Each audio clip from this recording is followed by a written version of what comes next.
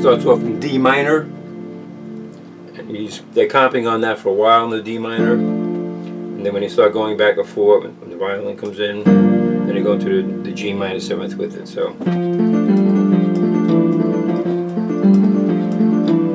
that riff there, here's middle C, there's the D minor played down here. The A and D notes stay the same, just the thumb note is changing. F, G, F, E, then you double tap on the F.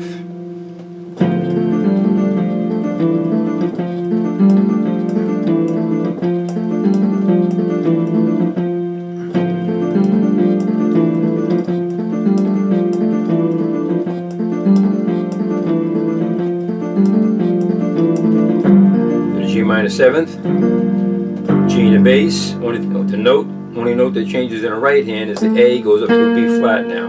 The thumb notes still stay the same as it is in the D minor. And double tap on the F.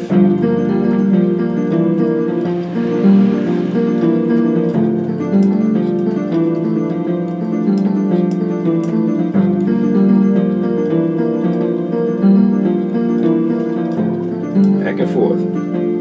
That's how I do it. The next change comes out of right after the D.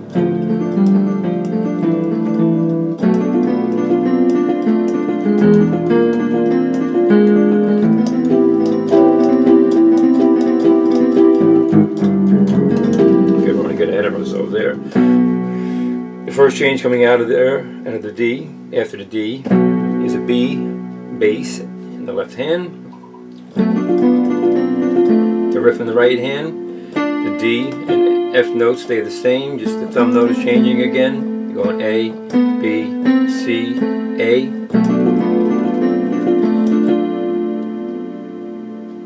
Okay, one more time.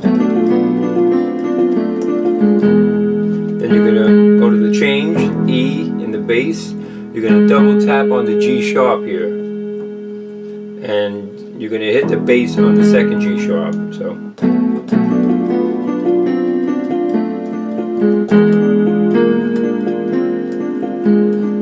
When you go to this change, like I said, it's E in the bass. The D and F stay the same up top. Just the thumb note is changing off from G sharp, A sharp, C, G sharp, right?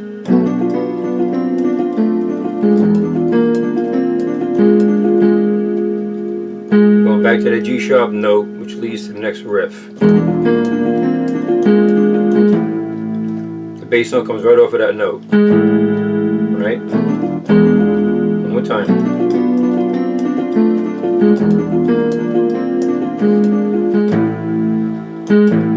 Right off of that note.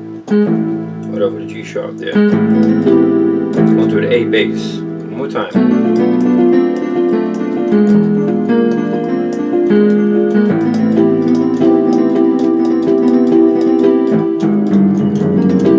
Okay, so the next change, like I said, the bass comes in right off of the G sharp note.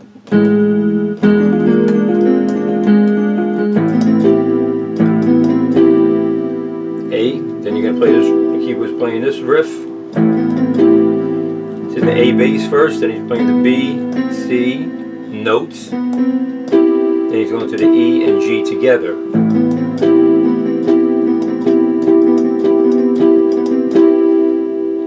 So I count this as 6 times that he plays this riff. Not counting the double tap is 2, I'm counting as 1. So okay.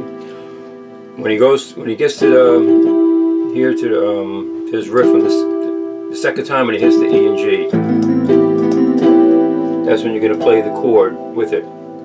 You'll play it on the keyboard right above it, on the same keyboard, or you can play it on another keyboard. It's the same chord that you're playing this riff in. You're playing the B, C, E, and G, and that's the chord you're hitting. And you're going to hit that chord on the second time you get to the E, G. Okay. The third time you're going to double tap on the E and G. Then you're going to play 3 more times after that. You're going to end on that, on the E and G. Then the next bass walk down, bass and guitar playing together. A, G sharp, G, C sharp, F sharp. And the next riff. Okay, all you're changing in here in the riff in the right hand is the B goes down to the B flat now. And this is played the same way, where the F sharp note is hit first, then the riff starts, just like on the A and here.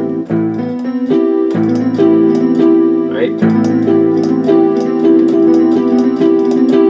So you hit 6 times with this riff. Same thing with this chord. It's going to be the same exact chord as the riff you're playing. So you got the B flat, C, E, G. I'll play it on a different keyboard, that's fine. This keyboard is an octave down, so this is where you're going to play it. The middle C, that's where you're hitting the chord, and that's how I have this keyboard set up here. So,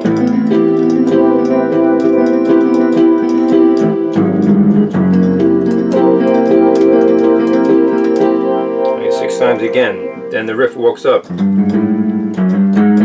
The bass line goes F sharp, G, G sharp, A, then back to that same chord pattern, same riff as the first one. Same thing, this chord hits on the second one, double tap on the third, then you're going to play it 3 more times. So those are all 6 times that you go to that change, the first 3, because the next one's change. So let's go through, just play, I'm going to play through that section there.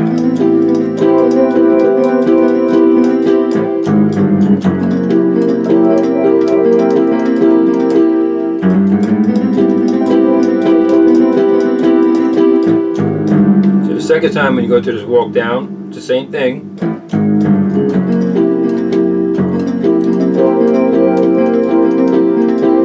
Except he plays it 7 times now. He goes to this riff 7 times. So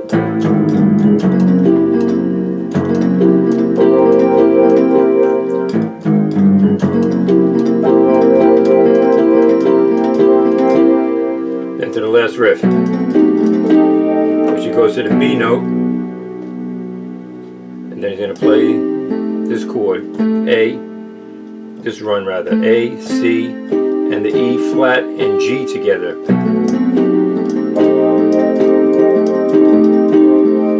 He's going to play this 5 times, right? That's the same thing, this chord's going to hit on the second one. Double tap on the third, right?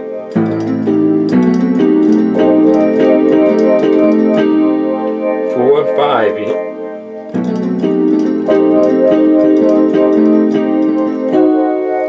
On the 6th one, he's going to change the. All he's going to change is bring the G up to the F sharp. Same riff, and he's going to play this 3 times.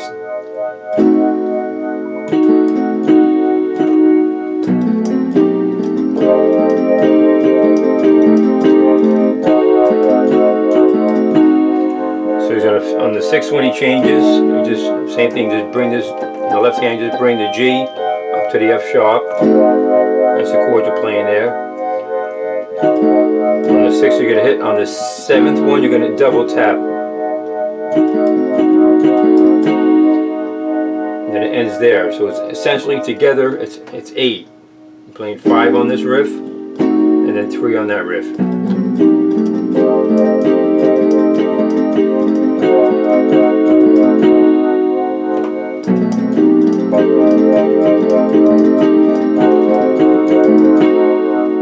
Okay, then it goes back to the riff, except he modulates up now. He's playing in E minor.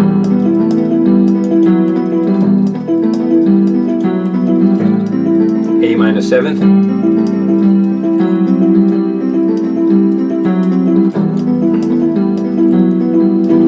So it's just the same pattern as down before, except it's up in E now. So the B and E notes stay the same. The thumb note just changes, which is G, A, G, F sharp, and And then of course you're double tapping on the G now.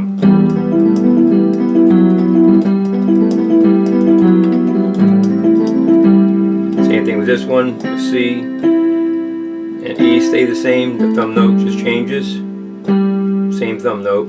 You got an A in the bass now. Back and forth. This is actually, there's different versions of it, how he plays it. Usually in this E section there's a keyboard solo. I just seen him the other night, matter of fact at BB King's, great show, and they didn't have a keyboard solo in it that time. And they vary it depending on what keyboard player you see. Alan Zavad, the original keyboard player, and the last show I just seen with Wally Minko, they both play it where they don't play the bass lines. They just let the guitar and the bass play the line, and then they play the riff. So the bass and the guitar are playing, and the guitar player hits the notes, then he plays the riff. That's how Zavad did it, and that's how Minko did it the other night. Ponty tours with another keyboard player, LeCompte, I think his name is, and he plays it on one keyboard, but he plays the bass lines to fill in because with that band they don't use a guitar player. So you can play it on the one keyboard. Crossing over, do it like that, or if you got another keyboard you can use a different patch on. But that's the three changes, and that's how it's played. And like I said, you get to that E, you have a keyboard solo, or like I said, there's various films on videos on YouTube that'll show you. Well, matter of fact, you got a video of the original player Alan Zavad playing it, because Zavad is actually playing the riff with both hands. But he's playing on two different keyboards in the same range. He plays that riff. Other players do different stuff. LeCompte plays it with his left hand, and he plays little chords off of it to compensate for where the guitar player isn't playing. So there's different ways of look on YouTube, and you'll see Zavad. You'll see, I'm not sure if you can see any of the Minko ones. There's actually an older video too, Chris Ryan playing on there, and Chris actually varies a little bit the riff as far as how many times. Measure-wise, it's the same, but the riff he varies it a little bit. So if you've seen the Chris Ryan, you're going to say, all right, he's not playing this riff 7 times; he's only doing it 6, which on the video I see that's what he's doing. When he gets to that part the second time, he still plays it 6 times, but he just suspends. He holds that last note for the length of that measure. So there's different ways of doing this song as far as solo-wise. Whether you want to play the bass lines, using the secondary keyboard to fill in those chords. Cool song, good jam. It was a great show the other night too. I was glad to see it. Not a novelty act at all. These guys are still kicking it out there. Alright, just in case there's any confusion on the last section, I'm going to go to the B.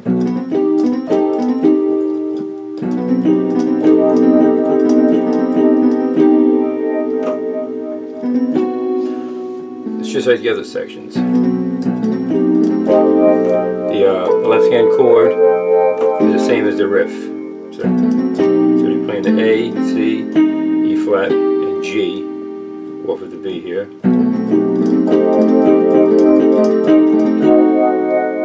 Then when you switch to this chord, you're just moving the G up to the F sharp. So A, C, E flat. Okay?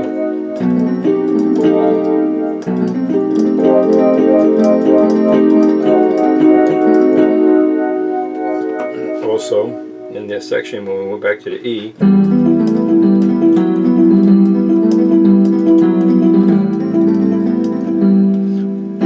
there's one time when he goes up, when he goes to the A minor, there's one time when he goes up that he goes up to the B note. I think he only does it once, but it sticks out. It's, you know, you know it.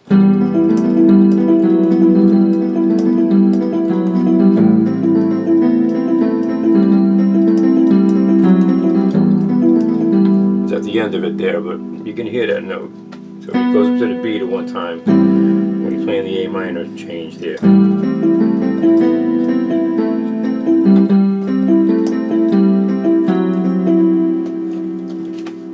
Also, just to maybe it'll make it a little bit clearer on this section. When I'm telling you, you're hitting this chord on the second E, on the second part of that pattern. Okay, basically what he's doing, he's accenting right on when the bass player is playing it.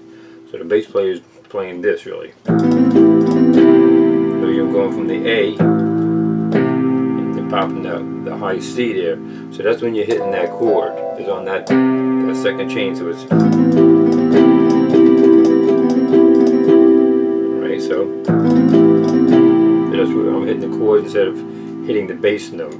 So I'm just hitting the first bass note. Then I'm playing the chord on what would be the second bass note of the bass player, which is going to the C. And then on the walk down, right,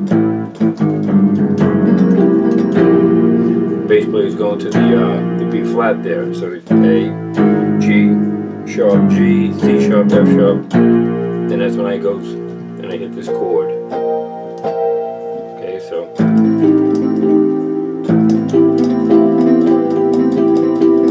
that's the first time. Then the walk down. Alright, so when I'm hitting, when the bass player is hitting this note, I'm hitting the chord. That's what I'm talking about. This chord lands on the second part of that. The second time I hit that riff. And then the last time he's just playing it, he stays on the B. And also when he does that walk up, he's also going to the C there in the bass and be playing the chord there. The last time, he's just staying on the B.